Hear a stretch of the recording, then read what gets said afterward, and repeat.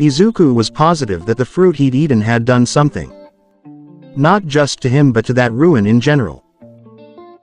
Speaking of the ruin, somehow, the press had caught wind of the boy who had found a lost civilization on a Yaoyorozu island, and a few agencies were offering a surprisingly high amount for interviews.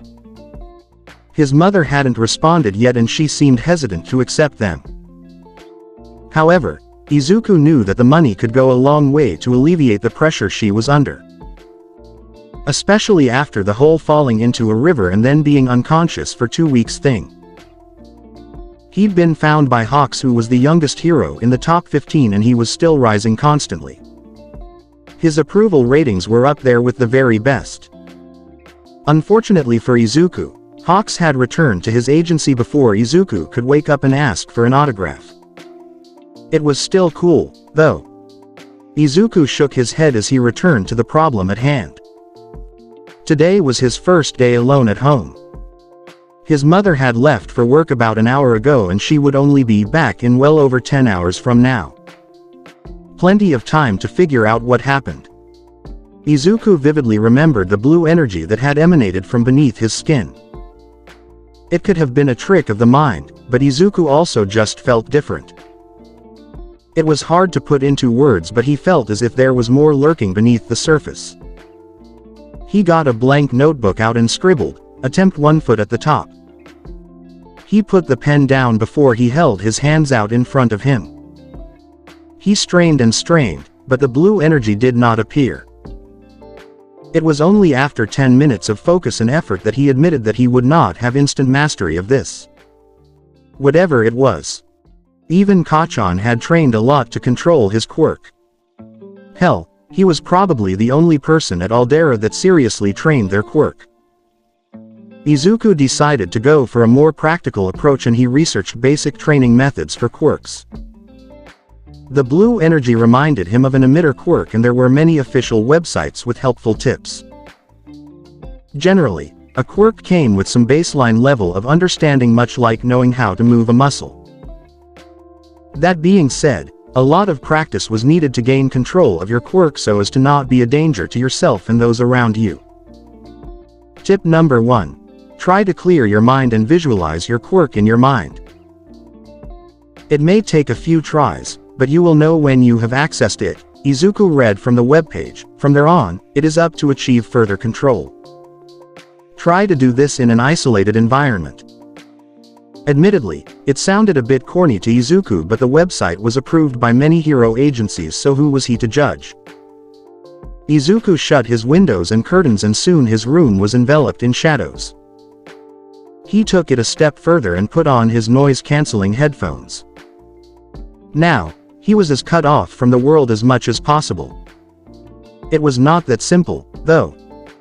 No matter what he did, visions still played across his mind if he let his mind wander. He constantly had to rein it in, and that was surprisingly hard to do.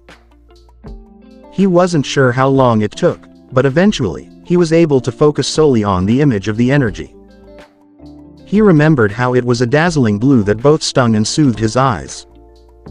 He remembered the sound of rushing air that had enveloped him. Finally, he remembered the feel of the energy as it circulated throughout his entire body. The pain and discomfort of something foreign taking residence within him. Izuku felt a warm feeling spread through him as he remembered the myriad of sensations and emotions he had felt at the sight. Flashes of pink and orange and silver and purple flitted through his mind, only serving him to pull him deeper into his thoughts. He wasn't sure how long he had been at it, but he became vaguely aware of a rushing sensation underneath his skin. It was light and ethereal, but undeniably present. The feeling only grew as he locked onto the feeling more and more. There was an abundance of warmth radiating from his stomach that spread from deep within right to the ends of his hair. He could feel the energy dancing beneath his skin and he instinctively latched onto it. It was almost as if something unlocked itself within him. The energy that was within was now firmly in his control, and slowly Izuku dared to open his eyes. Dazzling blue energy radiated from him before vanishing into nothingness. In contrast to the time at the ruin, his body felt strong. Impossibly strong. He carefully removed his headphones before slowly rising to his feet. He felt amazing. "I can do it," Izuku said as his room was illuminated by the blue energy. "I can be a hero. Izuku, I'm home." The energy flared out of control as Izuku's mom called out at him. He ran to his curtain and he was surprised to see that it was well past sunset. The moon and stars twinkling brightly. Hi, Mom," he called back in a panic. Had he really been at it for the whole day? "You didn't eat the food I left for you." His mother called out to him from behind his door, "Are you feeling sick? Do I need to call an ambulance? What's that bright light in there? Did you have another All Might movie marathon and forget to eat?" Yeah. It totally slipped my mind." Izuku tried to pull the energy back towards him and thankfully it worked immediately as his room was plunged into his darkness. A few moments later, his mother slipped the door open. "Whoa, it's dark in here," she said before closing the door again. "You should turn the lights on. Using your phone with the lights off is bad for your eyes. You have the next 3 weeks off school. If you keep this up, you'll need to go back with glasses." That would go down so well with Kachan and his cronies. Izuku let out a sigh of relief as his mother left his room. He walked to the light switch and flicked it on. He let out a gasp as he took in the state of his room. All his clothes, shoes and All Might memorabilia had been blown all over his room. The ones closest to him were lightly singed and were still warm to the touch. Damn it. This would take him hours to fix. The next day, Izuku woke up late enough to miss his mother. He found a note from his mother that she would be back a bit later than usual today. It was pretty good news. That left him plenty of time to experiment. From what he could tell, the energy boosted his body, but even then his theory felt off. It was hard to put a finger on it, but he could just sense the hidden potential beneath it all. Quirks were a lot more cut and dry than this, and they also didn't come from eating delicious, weirdly colored fruit. The energy was definitely something special, but so far Izuku could only turn into a stronger, glowy version of himself.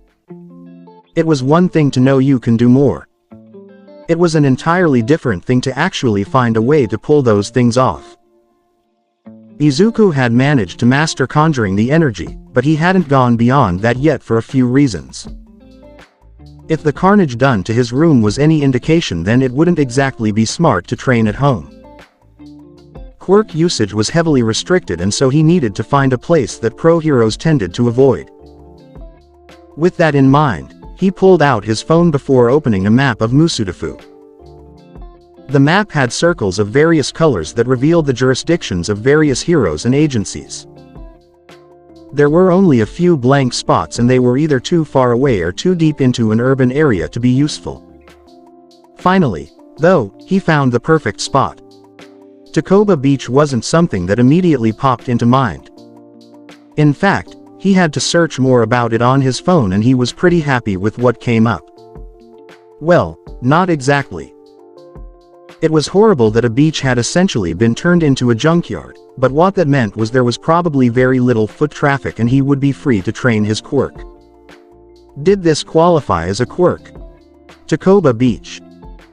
"This place is a dump," Izuku said as he took in the high stacks of used appliances, cars and all other sorts of trash. "It's perfect." He made his way deeper into the junkyard so that he wouldn't be seen by those passing by. It was 9 a.m. and Izuku had seen no one, though, so he was probably fine. It took him a few moments to find the perfect test dummy. A rusty, dilapidated machine dryer with a cracked door stood in front of him. Nothing was perched on it, and so he didn't have to worry about a fridge falling on him or something to that effect. Izuku lifted his arm and channeled the energy to his hand. In his mind, he had a vision of All Might lifting a large van to safety. That had been one of the more low-key displays of power that his idol had, but it served as good motivation. If his quirk was an emitter type, then he'd need to channel the energy to the relevant spots before anything. Or he'd be very likely to injure himself and he would not hear the end of it from his mother if he did that. Izuku took a deep breath before closing his eyes. A few seconds later, his eyes snapped open, revealing his hands to be wreathed in the blue energy. "Okay, Izuku," he said under his breath, "time to go plus ultra." Filled with the swagger that All Might's catchphrase gave him, he strutted up to the dryer. He places his hands on either side of the dryer and crouched down before trying to lift the machine. It should have been simple. Instead, his hands wrenched the sides of the washing machine off completely. The large panels were stuck to his hands. He shook his arms in an effort to get them loose and they did not budge. He kicked one of the panels with all his strength and he almost ripped his arm out the socket. What the hell? Panic bloomed in his chest, and paying no heed to how ridiculous he looked, Izuku ran. He ducked and waved through the mazy junkyard before making a break for the water. Maybe the dryer just had some really strong glue on it. What if this was his new normal? Izuku ran full tilt at the water, screaming all the while. Arms and metal panels aloft, making him look like some crazy tech worshipper. That didn't matter to him. He liked having hands and he wanted them back now. He closed his eyes in preparation as he waited for the cold bite of the sea to wrench him free from the stupid plates.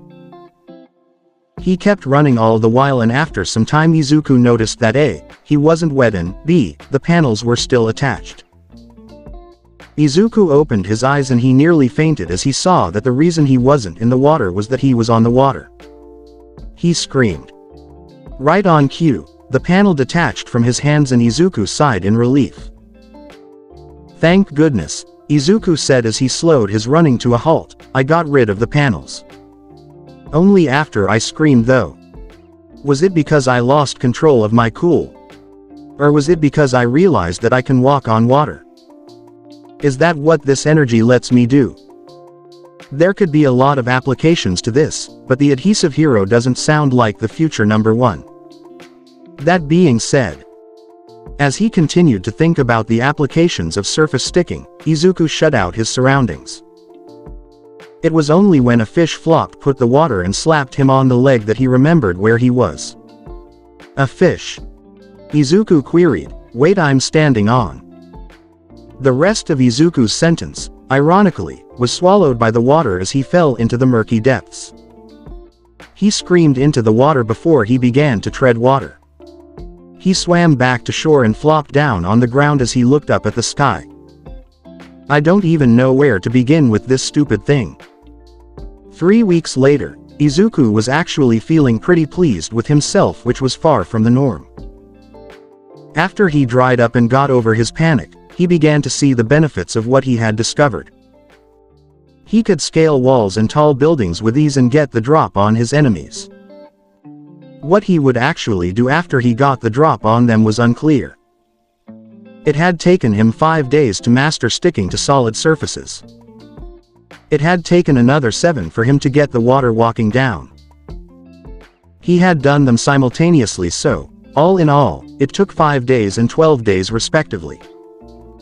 He now had ample evidence that the incident with the dryer turned out to be a fluke. It was far and away easier to stick to stuff than it was to walk on water. He only needed a fixed amount to cling to any surface. A fridge, a tree, a wall, a fish, it was all the same. Water walking, on the other hand, was difficult.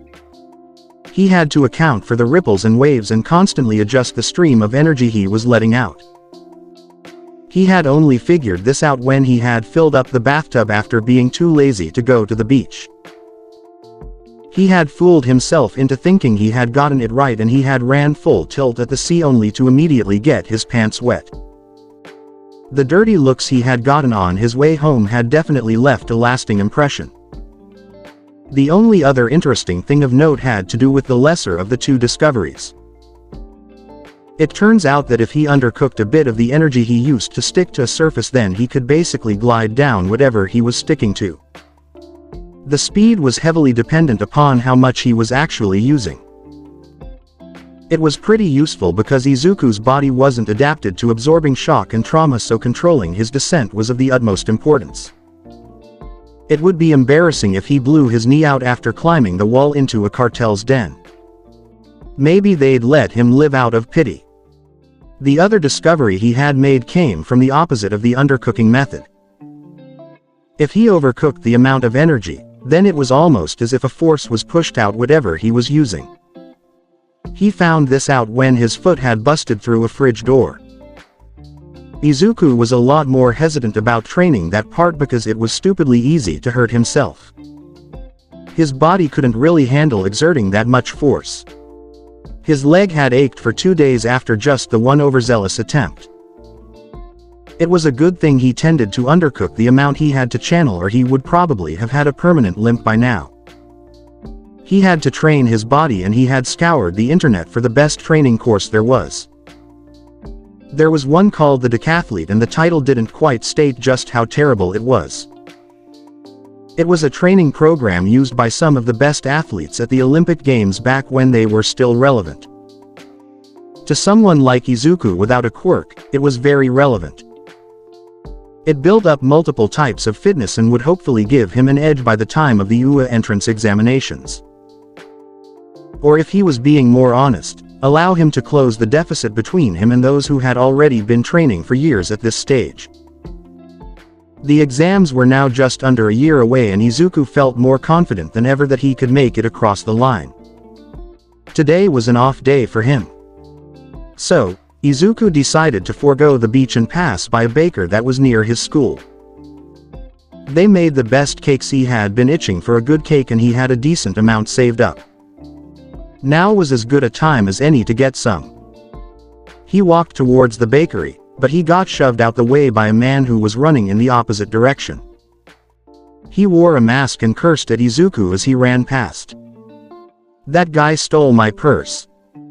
Despite himself, Izuku felt the desire within himself to do some good. He began to pursue the thief as he ducked and weaved through the crowds. They finally turned into the alleyways, and Izuku kept up the speed as he honed in on the man. The man kicked over a few trash cans to try and go down side alleys to stall Izuku, but it was to no avail. Izuku knew these specific alleyways like the back of his hand. He vaulted over every obstacle, and soon he was within touching distance of the thief as they ran towards a dead end. That changed as a tail unfurled itself from underneath the thief's shirt and struck Izuku in the chest. The hit was strong and knocked the wind out of him completely. The man turned around to reveal himself as someone with some sort of reptilian mutation. His eyes were cold as he smirked down at Izuku. "You wanted this. Stand up and fight." Izuku felt his limbs begin to shake. The man seemed to sense his fear as his tail slammed into the ground hard enough to cause spiderweb cracks. "Are you scared?" The lizard man's tone was derisive before snorting, "Yeah, I wouldn't want to fight me neither." Izuku clambered to his feet, but he was struck again by the man's tail. He could feel a large welt was forming on his side as he held it gingerly. That stung. This had been a bad idea. He had no chance against a hardened criminal. "I'm gonna enjoy this. Deku, you freaking nerd." The statement was punctuated with a thunderclap of an explosion that sent the lizard man rocketing into the back wall. The thief smashed into the wall before falling to the ground unconscious. Kachan stood in between Izuku and the lizard man with a scowl on his face. "I saw you run after this guy from across the street." Kachan turned to him, and Izuku saw his palms were still smoking, was almost dying in the sticks. "Not enough for you." Izuku couldn't find an answer as a swirl of emotions rose within him at the sight of Kachan. It was always so hard to figure out where exactly they stood.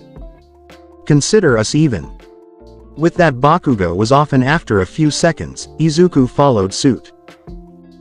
This area had a few pro heroes patrol it, so there probably was one on their way right now.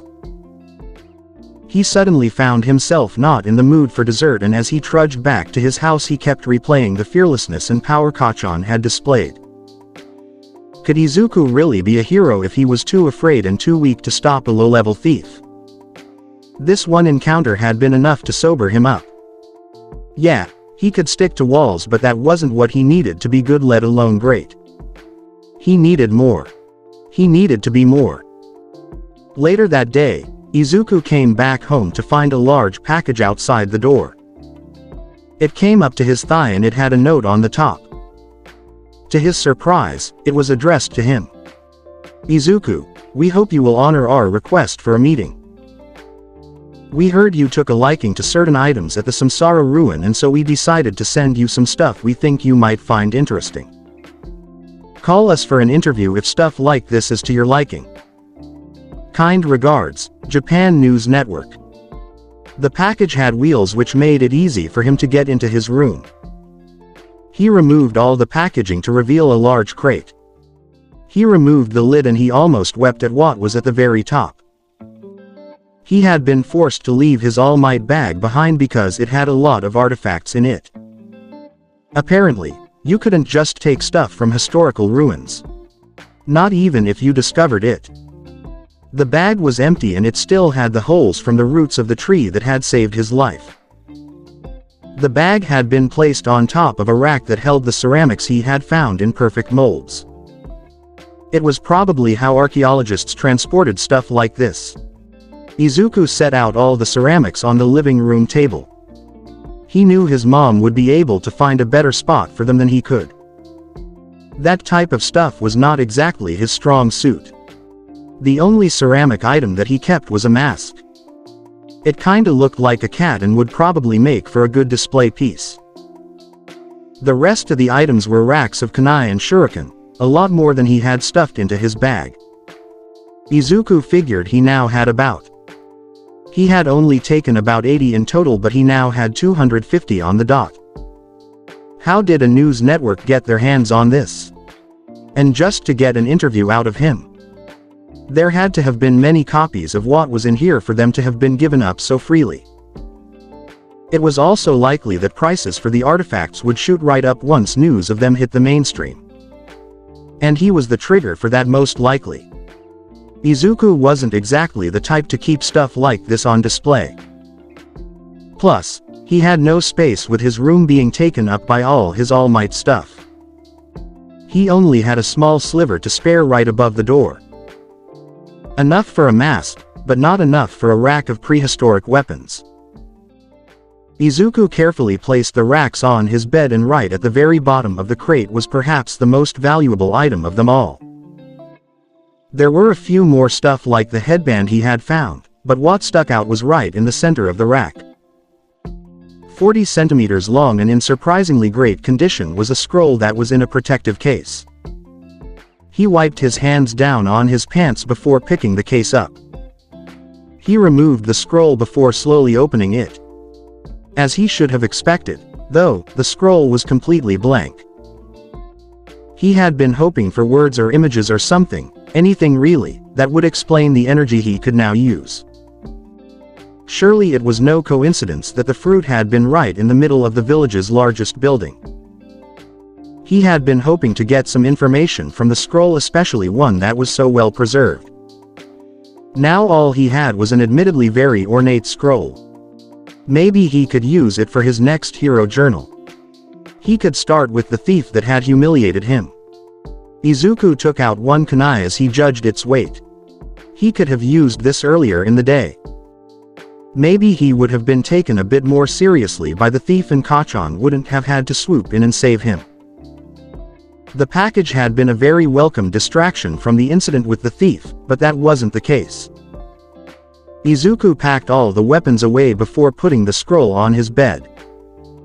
The short encounter with the thief flashed through his mind once more. The man's tail had hit Izuku hard enough to bruise. Kachan had been able to get the drop on the thief and incapacitate him while Izuku had been rooted to the spot. How far behind Kachan and the others was he? Bakugo was outstanding, but there would be hundreds of others near and maybe even above his level trying to get into UA.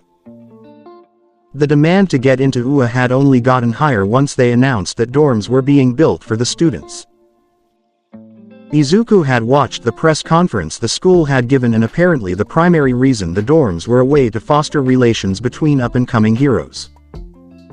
The second reason was also to allow them to ramp up the training they underwent. If UA were investing so much more into their curriculum, then would they want to take a shot on someone who could only use his quirk as some sort of glue? No, he couldn't think like that. Somehow, he'd get into UA. That was a certainty. Izuku opened the scroll in his lap as he continued to toy with the kunai, twirling it around by the ring on its handle. It kept falling out of his hand, though, because he was unused to using such an odd item. When the kunai fell off for the 5th time in less than a minute, Izuku grew frustrated. He tried to do the surface sticking exercise so it wouldn't go flying again. However, with the pent-up frustration from his encounter with Kacchan and also the disappointment of the empty scroll in his lap, he overcooked the amount he needed. He had known the second he had done it, and he flinched in preparation of the kunai crumpling in his hand. His eyes had closed on reflex, but he opened them slowly once he registered no pain. Amazingly, the kunai was wreathed in the blue energy illuminating his room. Carefully, Izuku brought his finger along the edge of the kunai. He groaned as the kunai cut into his finger. A few droplets of blood fell from his finger onto the open scroll on his lap, but that was irrelevant for now. These weapons could somehow harness his energy. Izuku was certain that these weapons were all blunt. He'd checked multiple times, and yet he'd just been cut by what felt like the sharpest knife ever. What were these metal made of? Did it work on other stuff, or was this metal the exception? At the junkyard, no other material, let alone metals, had done the same thing. Did the people from the ruins also harness this energy? It would definitely explain the high number of weapons in almost every house. Izuku had found another intriguing aspect of his new ability, and all it had cost was one very cool scroll that he could have probably sold for a fortune. Oh, wait. Izuku inspected the scroll under the light emanating from his kunai. His brow scrunched as he took in the large splatters of blood across the exposed section. How much blood did I lose? I should probably wrap this up. He left to do just that, and after applying a bandage, he returned to his room. He turned on the lights before he picked up the scroll, and he frowned as he looked at the scroll. The blood-spattered page now only had a single speck of blood on it. There was a lot less blood. Far less than what he had seen under the light of his energy. That couldn't be it. Right. Izuku channeled enough energy to be visible to his hand. He placed his hand just above the scroll. The energy shone onto the page, and amazingly words began to appear on the page. The writing was a little archaic, but Izuku was still able to understand everything for the most part. Chakra Theory and Applications by Hiruzen Sarutobi for the Sarutobi clan. Izuku peered at the title of the scroll. If he wasn't dust in the wind by now, Izuku would have probably felt indebted to this Hiruzen Sarutobi guy for life. He settled for a whispered thank you. He'd know what it meant. Fully unrolled, the scroll probably had enough space for Izuku to write out 20 of his journals, and that with illustrations. Speaking of illustrations, Izuku had been skimming the scroll, but his eyes were caught on the first of hopefully many illustrations. Were those hands? Hand seals. Jutsu. The gloominess had passed, and Izuku found himself equally parts invested and excited for the future. At first, when Izuku had begun to read the scroll, a feeling of trepidation came over him. Don't get him wrong. He was amazed at what he could one day be capable of, but at the same time, did one person really need all this power? Conjuring the elements, weaving illusions, and boosting your strength to unfathomable degrees. And that was without getting into the absurd stuff like being able to heal perilous wounds or make exploding symbols or pocket dimensions from ink and paper. Needless to say, it was all quite a bit to take in. He had calmed down and truthfully been a bit disappointed when he realized that he was quite far off from being able to do any of those. He'd get there one day, hopefully. There was some good news. He could finally put a name to the energy he used, chakra. Apparently, people were born with chakra and the origins were unclear, but Hiruzen had been very clear to say that everyone had chakra in them. That was definitely not the case nowadays, at least. Quirks were similar to chakra, but they seemed a lot less versatile, but that came with the trade-off of being easier to master. Hiruzen had mentioned in passing how he had trained for months to be able to make a spark of fire from his chakra. Quirks, presumably from being so closely tied to people's genetic code, just had an inherent mastery to it. They still needed to be trained, but it was as if a base level of knowledge came prepackaged with a quirk. Izuku had no such luck. He would have to grind it out for the next year to get into UA. Thankfully, Hiruzen's scroll had more than enough information to help him get a handle on his chakra. He had already earmarked what he would train. Chakra was a combination of physical and mental energy. So, as Izuku's mind and body got stronger, his chakra did as well. It was also possible to run out of chakra, which Izuku should probably have guessed. All that aside, Izuku had a plan for what jutsu he would first learn. The scroll had a fair number of jutsu in it, but Izuku knew he had to learn how to walk before he could run. And before he did walk, he studied how to walk. The 3 easiest jutsu in the scroll, according to Hiruzen, were called the substitution, transformation and clone. The clone was cool, but undeniably the simplest of the 3. The clones could not interact with any solid surfaces, but as a trade-off, they barely cost any chakra. The transformation and substitution were pretty much quirks on their own. The former allowed him to transform into anything, whilst the latter allowed him to swap places with another object. There were some limitations, of course. Both the transformation and substitution worked best with objects around the user's size. If he went too small, it required accurate control, and if he went too large, it required heaps and heaps of chakra. The activation process was also a bit of pain. The hand seals helped Izuku mold and shape his chakra in the right patterns to execute jutsu, but as things stood, he could barely get his fingers in the right positions for some of them. For the moment, before he went to Takoba Beach again, he was first going to get the hand seals down. It would be awfully embarrassing if he lost a fight because his fingers got a cramp or something stupid like that.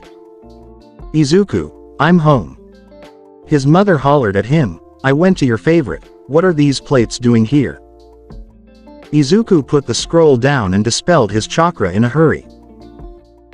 He had been so invested in the scroll, he'd forgotten to eat, and he'd also forgotten that his mother would come back home eventually. What would he say if she caught him using his chakra? He put the scroll in its box before putting it deep in his closet. He walked into the living room to find his mother inspecting the plates.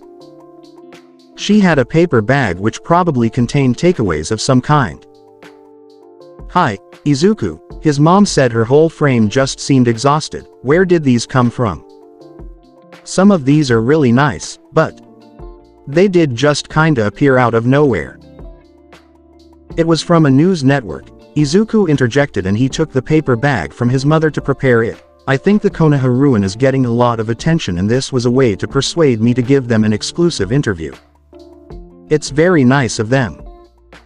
"No, it's not," his mother said with a raised brow. "The media just wants to get as money as possible." A child getting lost on an island and only being found by happenstance would be a slight on both the heroes assigned to the case and the resort owners. The public would eat that up. But the money could really help us out. Izuku knew his mother had been working far too hard over the years. "You wouldn't have to work so many hours, and once I become a pro, you wouldn't have to work at all." The last part about being a pro had just slipped out, and for just a moment he saw a flicker of pity come over his mother's face. That flicker was still enough to cause a surge of pain in his chest. "Izuku." His mother's tone was babying, and it only served to amplify the pain he felt. "I thought you got over this. You can't be a pro. You can do literally anything else." It was too bad. The one thing he wanted to do was the one his mom didn't think he could do. You are many things. Smart, sweet, strong, but you don't have a quirk. You could become a doctor or officer. He wanted to show her what he could do. He could just walk up the walls or channel his chakra. Anything would do, but he didn't. Izuku wasn't mad at her, not at all. He understood her even, but for as long as he could remember his mother didn't have faith in his dream. It hurt. It doesn't matter if I have a quirk or not. Izuku snapped at his mother and a part of him regretted it almost immediately. I just wish you had some faith in me. There's so much I wish I could show you, but not like this. Izuku felt warm tears trace his face. His mother seemed surprised by the sheer emotion in his voice. He wiped them away as he met her gaze, filled with otherworldly confidence. I will get into UA and I will become an inspiration to everyone. To show them that they can become more even if the people in their lives don't have faith in them. Izuku turned away from his mother and a small smile bloomed on his face even as tears continued to fall from his eyes. Because that's what heroes do. Izuku walked out of the room and didn't look back even after his mother called for him. He locked the door behind him without bothering to lock it. His mom was very good at respecting his privacy. He usually cleaned his own room before he left for school so she didn't often have much of a reason to come inside. He had to map out a new schedule. He was returning to school in a week and he would have far less time to exercise and master his chakra. He also needed to set aside enough time for school work. UA wouldn't accept him if his high school scores were bad. Izuku had plenty of empty notebooks and he took one from the top of the pile. It took him hours of online research and planning to come up with a suitable schedule. This was the easy part. The hardest was yet to come. When Izuku was done, he was about to shut down his computer when he saw he had an email. He logged into his account and he blinked at the number of new messages. Message from Japan News Network. Message from Archaeologists Association of Japan. Message from Star News. Message from Citizens United. The list went on and on and on. The first was from the people who had sent him the items. They were very complimentary and polite and wanted to have an interview with him about the ruins. Izuku hesitated until he saw the price tag. That was a lot and it was negotiable. Izuku researched Japan News Network and it was a little unsurprising to see that it was a part of the Yaoyorozu umbrella. They probably felt the need to control the narrative of the whole thing to have minimal blowback on themselves.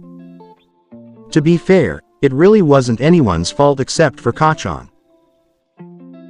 A part of Izuku was furious at Kachan, but at the same time, he recognized that not only was it an accident, but he would have never gotten these powers if Kachan hadn't blown that overhang to pieces. Izuku checked the other emails and they were all pretty much the same. They all wanted to interview him about his experiences at the ruins. There were a few overzealous ones that Izuku would likely steer clear of, though. They seemed to border between fanatics and conspiracy nuts and Izuku was wise enough to not deal with those types. It took him over an hour to respond to all the offers. He put his computer on standby and as he climbed into bed he realized that he would be giving a ton of interviews and maybe some mainstream attention. An introvert's worst nightmare. What have I done? 6 months later, Takoba Beach. Izuku had his eyes trained on the washing machine before him. It was a good 15 meters away from him and it was taunting him. He looked at the machine. The machine looked at him. It was scared. As it should be. Izuku's chakra surged beneath his skin and latched onto the washing machine. The link didn't shatter and he fought to keep the storm of energy beneath his skin under control. The moon and stars above served as his only witness. Finally, the storm reached a crescendo and Izuku felt his position shift instantaneously. He stumbled a bit awkwardly on the sand before regaining his footing. So, the stability went down if he did a sealess substitution at 15 meters. An increase of 3 meters. Good. The sand probably exacerbated the effect too, which was also good news. Perhaps if he were on a more consistent surface then he could increase the distance.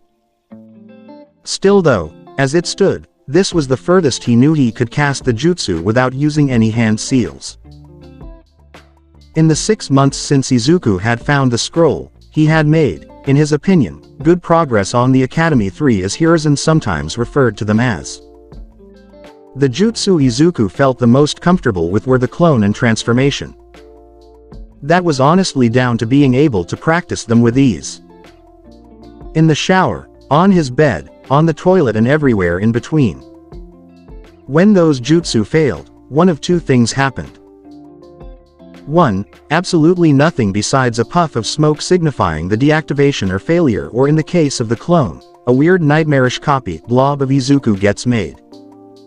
The second one had left some scars. The substitution was a lot more noticeable when it failed. The first time it had failed, Izuku had been sent flying into a fridge. It was pretty difficult to explain away the bruise to his mother and all the people at school. Somehow, Izuku had a good feeling that telling them he flew into a fridge would make his tentatively decent social status take a hit. The school had caught wind of him being found in the ruins. Or as he now called it, Konoha.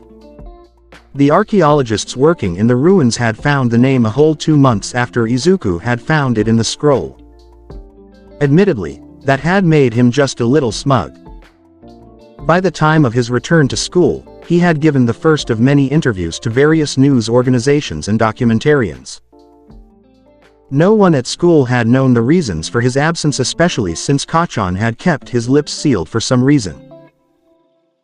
So when word of a boy from Musudafu discovering a ruin hit the news, Izuku had to deal with a lot more attention than he was comfortable with.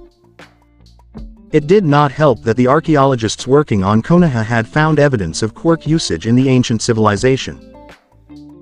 Konoha predated the luminescent baby by well over a millennium, going by even the most conservative guesses. That made his involvement in all of it all the worse. The idea that quirks had been present for that long dominated the news, and with that revelation came a lot of speculation. There was the relatively mundane stuff like quirks being a government project that spiraled out of control. That was an old classic. There was also the ridiculous like quirks existing because of a migrating alien species that laid their seeds from planet to planet before returning to reap what they had sown. That one had come out of left field. Anyway, what this meant for Izuku was that typically he'd get recognized fairly often by people he'd never met. The people he did know would also badger him for answers, opinions and even money. As one could imagine, this made it far more difficult to slip off to Takoba Beach. So to get some peace while out and about, Izuku had taken to wearing the ceramic mask he had gotten from Konoha. It had no straps, and to his slight shame, it had taken him a few hours to use the surface sticking on the mask to keep it on. Face coverings weren't all that uncommon in Japan. Some people weren't comfortable with the mutations certain quirks granted, and so they covered up. The first time he had worn it he had gotten barely any attention, which was a godsend. A ceramic mask was a bit unusual, but considering the fact that the number 2 hero was a man whose clothes were made out of actual fire, it barely made a ripple. Izuku just kept the mask and his hood on long enough to get past all the crowds of people going about their day. Takoba Beach was as empty as ever and became a sanctuary for his training sessions, which were usually early in the morning or began late in the afternoon. It was a cool Thursday night and Izuku knew he had to return home eventually. He had gotten a bit overzealous and had lost track of time. The moon was shining down on him, making his skin glow. His frame had gotten noticeably larger, a result of his physical training. His mother had obviously noticed that he had gotten bigger, but aside from his larger appetite, she hadn't said much. Izuku was always training or studying, so that meant he didn't see his mother as often as usual, which was good and bad. They had both silently agreed to not bring up the hero stuff until it became relevant. They got along just as well as they always had, but certain topics were anathema to both of them. The only time they had come close to broaching said topics was when his mother signed off on the consent forms Ua sent to all their applicants. She signed it off without a word of protest. As a matter of fact, the only thing his mother had only ever taken umbrage with since their argument was the number of weapons in his room. Understandably, the racks of kunai and shuriken did not put her heart at ease. To be fair, Izuku hadn't begun to use those at all. You needed a license for weapons and those weren't just handed out to middle school students. Plus, with the kill order ban on heroes, he'd need to show a lot of skill with them before being given the green light. Izuku had to think of alternative ways to fight if he ever ran out of chakra. Hiruzen, who Izuku had slowly realized was as much a scholar as he was a formidable fighter, had mentioned being prepared for any situation. Izuku hadn't run out of chakra at all yet. He hadn't even been close to wasn't sure if it was down to the amount he had, the control he had or some other unknown factor. What he did know was that he had to be prepared for a situation where his chakra was useless to him. He had debated joining a dojo, but there was no chance he could squeeze that into his schedule as well. He was already running on just a few hours of sleep and more than once he'd fallen asleep in school on the bus and even here at Takoba a few times. There were 24 hours in a day and somehow he needed more time. Thankfully, the scroll had an answer for that. The next section of the scroll had him giddy with excitement. It was a jutsu called the body flicker that involved boosting his natural movement speed to an amazing degree. It would cut down on all the time he spent going from place to place, giving him an extra 10 hours every week once he got it down. That was if he could get it down in the first place. He had already seen with the kunai all those months ago that chakra could boost whatever it was channeled into, and so far only the Konoha-made kunai and shuriken seemed to accept his chakra. Perhaps, it had to do with the forging method. In any case, the body flicker confirmed that the same effect could work on his body. Apparently, masters of the body flicker could rapidly move from place to place in the blink of an eye. An especially amazing feat if the nauseating effects were as bad as the scroll claimed they were. Still, though, Izuku was cautiously optimistic that he could devise a way to boost his strength and speed even if it wasn't the body knew that his chakra system extended throughout all parts of his body so he wouldn't be limited that way. Izuku had already begun the research that he'd need to pull off enhancement. The problem was the vast majority of people with super strength and super speed quirks already knew how to control the boost, or even worse, their bodies were built to withstand those forces. A great example was All Might. His quirk wasn't exactly clear, but many had theorized that he had such precise control over his strength as well as special adaptations that made his quirk so formidable. No normal human, or at least normal quirked humans, could punch hard enough to collapse a building and be perfectly fine afterwards. In fact, there were many video compilations of people punching holes in stuff like boulders and tanks. The difference was that these people often also shattered every bone in their arms that proved this to be true. Izuku hadn't seen one in years, but he knew that it was one of Kacchan's favorite pastimes. Not all quirks were created equal after all, and that was a big part of why hero worship was still a thing. The control and power displayed by pro heroes were awe-inspiring. Izuku's body was not super resilient or made for super strength. Therefore, he theorized that like the body flicker he would have to reinforce his body and at the same time use the enhancement technique for no blowback. Needless to say, that was probably a long way away. A brisk wind washed over Izuku's position. He only had on a pair of shorts, so the wind made him scramble for his shirt and hoodie. It was getting pretty cold out. He put his shirt, shoes and hoodie on before he began to walk out the maze that was the beach junkyard. He had checked 3 times to make sure that the scroll was still in his bag. Izuku had considered writing down the scroll's contents, but he had decided against it. He tried to reason that it could be catastrophic if it fell in the wrong hands. The real reason was that the scroll was way too long. Izuku was pretty sure that a team of 10 transcribers would give up before they got halfway. Admittedly, it was stupid of him to take it everywhere, but if he didn't he would just worry that it was gone. "Leave me alone." Izuku froze as he heard a woman's voice break the serenity of the beach. He heard other voices argue with the woman in question and Izuku bit his lip as he realized what was up. If a bunch of criminals were harassing her, then they must have known that this area was practically deserted.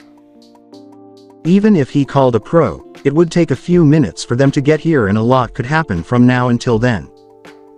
Izuku stuck to the shadows as he approached the arguing voices. It was quite a bit further than his usual entry-exit point into the junk maze. He stopped behind an enormous metal cabinet that was at least 4 times his height. Stacks of cars were all around him and made it hard for him to get a sense of just how many people there were. "Look, lady, I'm not going to ask you again," said a deep voice, "give us all your valuables. That includes the fancy necklace and ring you've got on. That looks like it's worth a lot, am I right, Gear?" "At least a few thousand, Crank," Gear replied with a very high-pitched voice. "We could get that car I've been eyeing up." "The ladies will. Please, not those." The woman sobbed, "They're all I have left of my mother. Please, we only met here to sell you this camera. You can take it for free. It's full HD and I've never used it. The seal on the box isn't even broken." Ow. Izuku had heard enough. He was about to leap into action when he caught sight of his face in a rearview mirror. He would get into deep trouble if he intervened. A quirkless child taking on 2 criminals. And that child being the Konoha kid too. That would be goodbye to anonymity and probably any decent hero academy, let alone UA. That couldn't happen. Izuku silently shrugged his bag off and he wiped his palms off before taking out his mask. Hopefully, this thing was battle ready. Sumair could already hear Izuna mocking her now. Another full hard drive.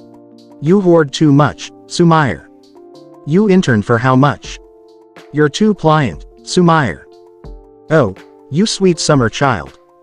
You can't mix peanut butter and eggs, Sumair." Their relationship had been short-lived for a myriad of reasons. One of the more prominent ones being financial. She was still looking for a job, but investigate journalists weren't in hot demand. Izuna did not like that. He barely wanted her to work in the first place despite what he had said to his family at all those gatherings. Sumair did not need nor did she want the camera. It had been a gift from a very rich and distant relative of Izuna who had heard about her dream at one of their family dinners. The camera was objectively superb, but she couldn't even look at it without being reminded of all the squabbles she and Izuna had had over her career choice. She'd found a buyer almost immediately, and when she had heard they wanted to meet, she had driven to the meeting zone without researching the area first. She didn't need the damn thing in the first place, though, and the price the buyer was offering was way too good to pass up. Besides, people wouldn't commit crimes when heroes were around, right? Wrong. You didn't have to slap her. Gear said, his voice grating on her ears. "Just rip the necklace and ring off and we'll be gone. I think she even left her car in the lot over there. It looks awful, but one man's trash and all that." Her cheek burned from the slap Crank had given her. It had been enough to floor her, and she looked up at her 2 assailants who were bathed in moonlight. Despite the fear she felt, she did not blink. "Just give them over here, lady." Crank's eyes were a mismatch, with one being a dull black and the other a bright red. "I can see you using your quirk. It must be useless if you're just lying there in the trash." Crank laughed uproariously, and Sumair hoped it would attract attention. That died when she realized how it sounded like it was barely extending past the general area. "Hurry up, Crank," Gear said with a tinge of annoyance. "I can only muffle sounds for so long. We need to leave before a pro finds their way here." Too late. No sooner than a second after the words left his mouth did a shadow come over Crank and Gear. Sumair looked up into the sky to see a cloaked figure standing atop the metal cabinet she was leaning against. His whole body was draped in shadows, giving him something of an intimidating presence. "Who the hell are you supposed to be?" Crank said, taking out a gun, which drew no response from the figure. "Heroes always have to identify themselves. I know what your silence means. We've got a wannabe over here, Gear." Sumair had moved away just enough to get a better view of her would-be rescuer. The black cloak was not closed in the middle and it revealed black skin-tight clothing underneath. The figure blended into the shadows near perfectly. In fact, the only thing that made him stick out was the white mask with vague patterns over it that she could not quite make out. It looked vaguely familiar, but Sumair was more concerned with the gun Crank was holding. Guns were still a thing and were a staple of criminals. The rise of quirks had made acquiring guns a lot easier, a vestige of the panic that arose after the awakening. Crank pointed the gun at the vigilante and said to Geet, "Things are about to get loud. You know what to do." There was a burst of smoke before Crank fired a spray of bullets at the mask. Sumair flinched as she expected a body to fall to the floor riddled with gunshot wounds. Instead, a rusty motorcycle fell to the floor. It was enough of a shock to startle Gear and Crank and also give her enough time to scoot a bit away. Her ears still ringing from the loudness of the gunshots. She did not run away, though. Where the hell did that come from? Gear shouted to his partner, "I thought you took him down." "I thought so too," Crank said with equal parts shock and horror as he scanned the area. He definitely wasn't using a quirk. "I would have seen it." A flash of white off to the side caught all of their attention. It was the masked man. Crank emptied his clip in the direction of the man. The bullets went straight through the man and punched into the windows and tires of the car behind him. "Yeah, take that, what the hell?" Sumair's jaw dropped. "I don't like this at all, Crank." Crank had seen it. Gear had seen it, and most importantly, Sumair had seen it. She did not look away even as Crank fired his gun at her apparent savior. The vigilante did not react as the last of Crank's bullets went right through him. Before Sumair could even say anything, the man faded away as if he was a ghost. "I don't understand what this is. This is impossible," Crank said, unknowingly completing her sentence before a distorted voice spoke out from the only exit path from the junkyard. "You are going nowhere." Crank pointed his gun at the man, and this time he seemed to hesitate before he instead grabbed onto Sumair. She struggled against his grip, but she froze when the cold metal of the gun pressed to her skin. "I've got one left in the chamber," Crank said, and Sumair could feel the sneer on his face. "Put your hands up or this purple bitch's dentist will have a lot of work to do tomorrow." "You don't have to do this," Sumair pleaded with the man, and she was able to catch a reflection of their situation in a nearby mirror. "You're only making things worse. Shut up. Put your hands up, Hood." Izuku had been foolish and arrogant and everything else in the book. His transformation was still holding up, and his substitution and clone had confused the criminals, but he had messed up. He should have sent out another decoy clone before finding a way to escape with the woman with the purple hair. Now, they were both in trouble. He raised his hands to show he meant no harm. By some miracle, his hands weren't shaking with the fear and panic that was building within him. "Thanks to your trickery, there's only one bullet left in here," Crank said with arrogance dripping from his cold smile. "A pro would have never been caught like you were, so I know you're just someone playing dress up. Between the two of you, one of you is leaving with a bit of metal in you." Izuku looked towards Gear, who was standing still with an odd look on his face. "Gear can't move while using his quirk," Crank explained casually, reminding Izuku of the situation at hand. "Time to choose, hooded man." "Me." "Shoot me," Izuku said, his voice distorted and completely unlike his own. She did nothing wrong. The voice distortion wasn't something he was doing consciously. Maybe the mask was more interesting than he had first thought. Was he really thinking about the mark's features right before he was about to get shot? Good answer, Crank said before shoving the woman harshly to the side. Maybe you should be a pro. You've got that martyr attitude down perfectly. Crank pointed the gun at the woman and Izuku reached towards the man with both his hands. Leave her alone. The necklace.